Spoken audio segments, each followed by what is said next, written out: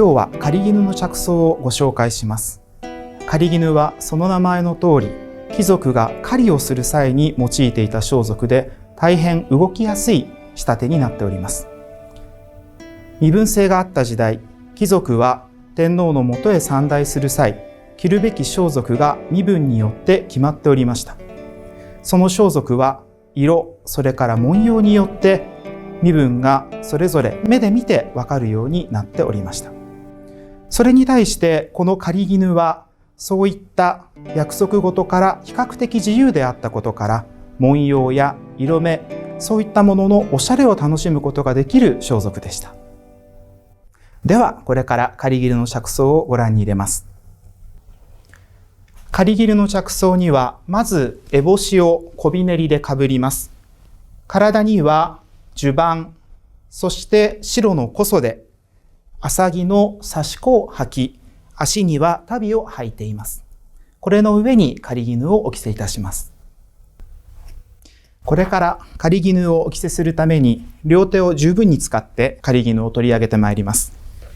まず畳まれた狩絹をさばいて広げていきます。広い袖の旗袖、奥袖の間の縫い目のところを小指で挟みます。反対側も同じように挟みます。次にこのハイカラーとも言うべき首髪のところを薬指と中指で挟みます。次に前身頃を中指と人差し指で挟みます。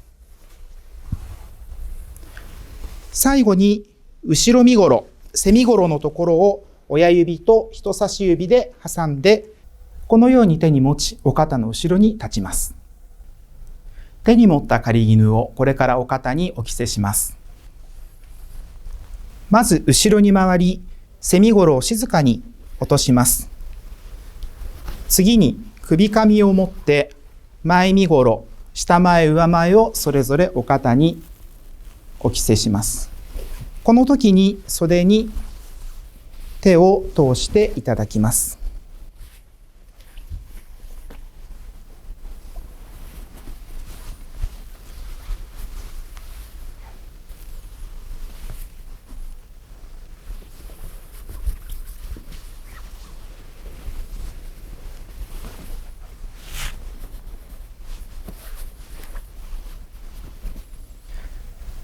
この後、首髪のところの留め具であるトンボをかけます。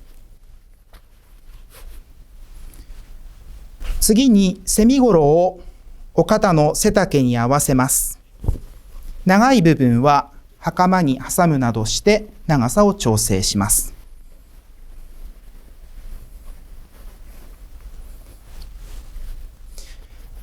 背面が整いましたので、今度は前に回ります。装束の下前、上前の縫い線を整えまして、前の高さを確認します。そして仮に高さを決めましたら、袴の前越しに挟みます。裾の上がりは膝のあたりというふうに言われております。そして当て腰でこの狩絹の前腰、後ろ腰を留めてまいります。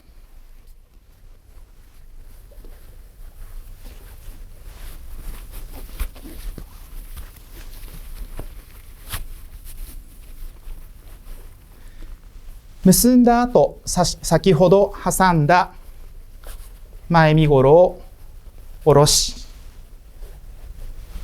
模様を合わせるなどして整えます。裾も揃うように整えます。装束の前身頃が整いましたので、最後に雪に比べて長いこの袖をまとめていきます。この旗袖の部分をお肩の手の長さに合わせて内側に折り込みます。この処理の仕方を取り流しと言います。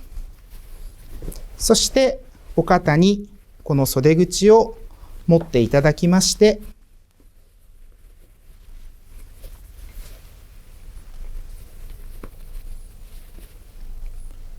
全体を整え、同じように左の袖も整えて仮絹の着想を終わりになります。